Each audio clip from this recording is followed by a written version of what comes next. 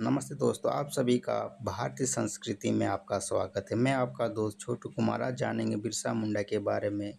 कैसे एक गरीब घर का बच्चा भगवान बिरसा मुंडा कैसे बने। चलिए शुरू करते हैं बिना देरी के। वीडियो थोड़ी लंबी हो सकती है दोस्तों, लेकिन ध्यान से सुने और समझें अपने देश के वीर जवानों के बारे में, वीर क्रांतिकारी के बारे में।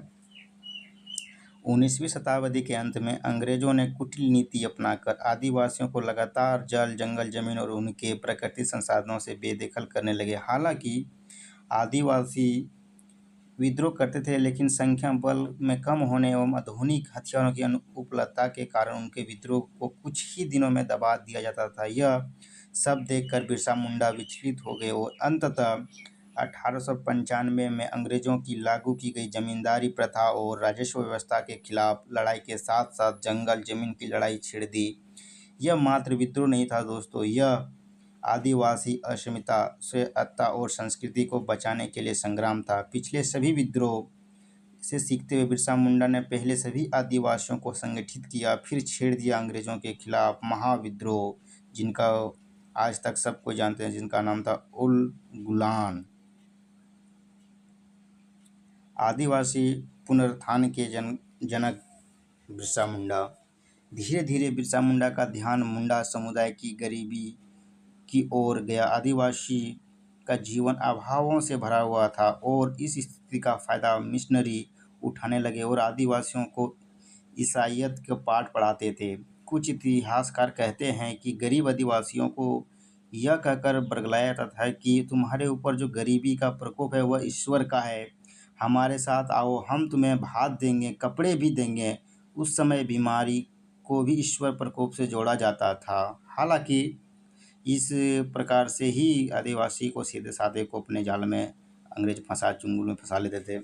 20 वर्ष के होते होते बिरसा मुंडा वैष्णव धर्म की ओर मुड़ गए। जो आदिवासी किसी महामारी को देवी प्रकोप मानते थे, उनको वे महामारी से बचने के उपाय समझाते और लोग बड़े ध्यान से उन्हें सुनते और उनकी बात मानते थे। आदिवासी हैजा, चेचक, सांप के काटने, बाघ के खाए जाने की ईश्वर की मर्जी मानते, लेकिन बिरसा उन्हें सिखाते कि चेचक हैजा से कैसे लड़ा जाता है। वो आदिवासियों को धर्म एवं संस्कृति से जुड़े रहने के लिए कहते हैं और साथ ही साथ मिशनरियों के कुचक्र से बचने की भी सलाह देते। धीरे धीरे लोग बिरसा मुंडा की कई बातों पर विश्वास करने लगे और मिशनरी की बातों को नकारने लगे। बिरसा मुंडा आदिवासियों के भगवान हो गए। उन्हें धरती आबा कहा जाने लगा।